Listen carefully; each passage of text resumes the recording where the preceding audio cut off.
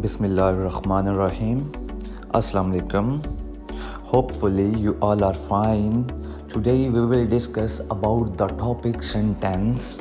तो स्टूडेंट्स, जैसा कि आपको पता है कल हमने टेंसेस से स्टार्ट किया था, तो क्योंकि टेंसेस में सेंटेंस यूज़ होता है तो टेंसेस पढ़ने से पहले हमें ये पता होना चाहिए कि सेंटेंस क्या होता है।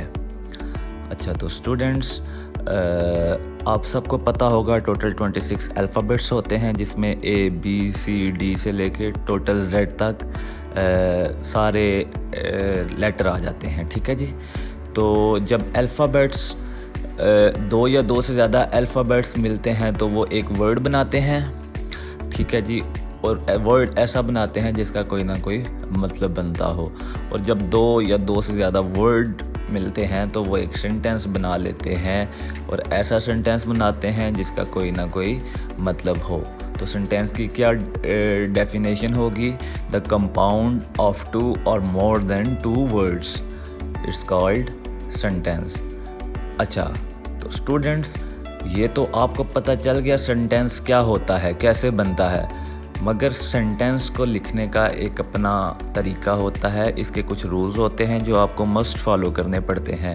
लेकिन जी, हर चीज़ का अपना एक तरीका होता है, हर चीज़ को बनाने का एक वे होता है। तो इसी तरह सेंटेंस का भी एक तरीका होता है, इसको लिखने का कुछ रूल्स होते हैं जो हमने फॉलो करने होते हैं। तो स्टूडेंट्स, आपने देखा होगा, एक वर्ड सुना होगा, पढ़ा होगा, सब्जेक्ट होता है।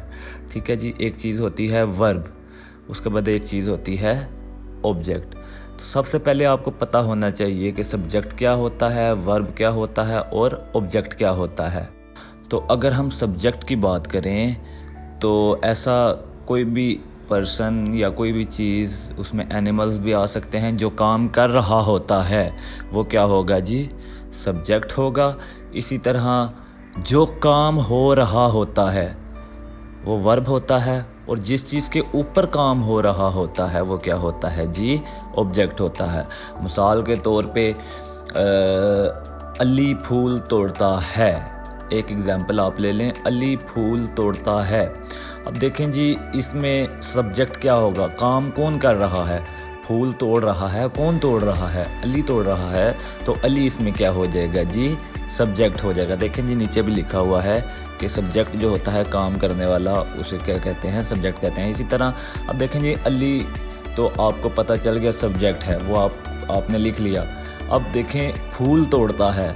अब मैंने आपको बताया था जो काम हो रहा होता है, होने वाला जो काम होता है वो क्या कहलाता है जी? वो क्या होता है? वर्ब होता है। तो इस सेंटेंस में काम क्या हो रहा है?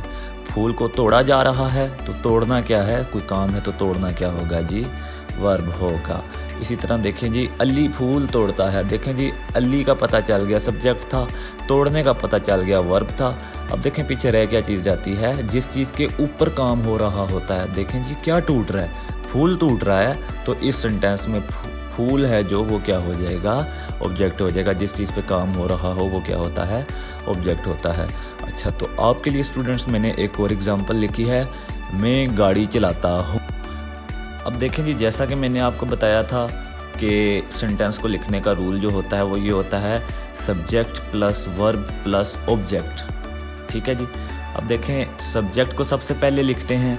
तो अब मैं गाड़ी चला रहा हूँ, चलाता हूँ। तो देखें, मैंने कहा था काम करने वाली जो चीज़ होती है वो क्या होती है? सब्जेक्ट होती है। तो अब इसमें क्योंकि मैं गाड़ी चला रहा हूँ तो मैं क्या हो जाऊँगा? सब्जेक्ट होऊंगा। तो सब्जेक्ट को हम इस पे लिख लेंगे तो क्या बन जाएगा? मैं को इंग्लिश में आई कहते हैं। ठीक है जी, आई लिख लेंगे। अब देखें, मैंने आपको कहा था कि सेंटेंस में सब्जेक्ट, वर्ब और ऑब्जेक्ट होते हैं। सब्जेक्ट हमने लिख लिया, पीछे हमारे पास क्या रह गया जी? वर्ब रह गया। अब वर्ब को हमने लिखना है, तो मैंने क्या आपको बताया था स्टूडेंट्स, होने वाला जो काम होता है वो क्या होता है जी? वर्ब होता है। तो इसमें क्या काम हो रहा है? गाड़ी को चलाया जा रहा है। ठीक है जी। तो जो चलाना है वो क्या होगा? वर्ब होगा।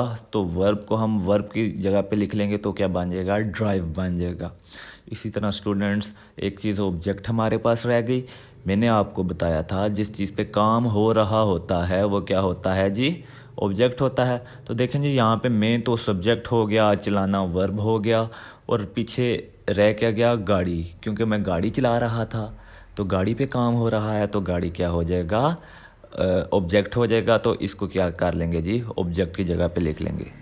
अच्छा तो स्टूडेंट्स ये तो होपफुली आपको समझ आ गई होगी, बट आपका एक मेन क्वेश्चन होगा, सबके जहन में एक क्वेश्चन आ रहा होगा, वो ये होगा कि सर ये जो फ़िक्रा था, उर्दू का जुमला था, इसको आपने इंग्लिश में कन्वर्ट तो कर लिया, बट इसमें एक चीज़ रह गई है हमारे पास, हों, इसके लिए इंग्लिश हम क्या यूज़ करेंगे। तो students for your kind information, ये जो है, क्योंकि मैंने आपको बताया था लास्ट लेक्चर में कि प्रेजेंट टेंस है, हूँ या हैं आ जाए तो वो हमारा क्या होगा, प्रेजेंट टेंस होगा। तो ये रिलेट करता है टेंस के साथ। तो स्टूडेंट्स इसको जब हम टेंस के बारे में पढ़ेंगे तो उस टाइम सॉल्व करेंगे, क्योंकि टेंस के भी अपने कुछ रूल्स होते हैं, कुछ रेगुलेशंस होते हैं, तो उनको फॉलो करते करते इनका जो मीनिंग है वो उसमें कवर हो जाता है।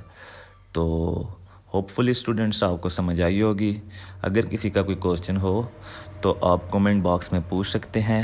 शुक्रिया, थैंक यू सो मच, अल्लाह हाफिज़।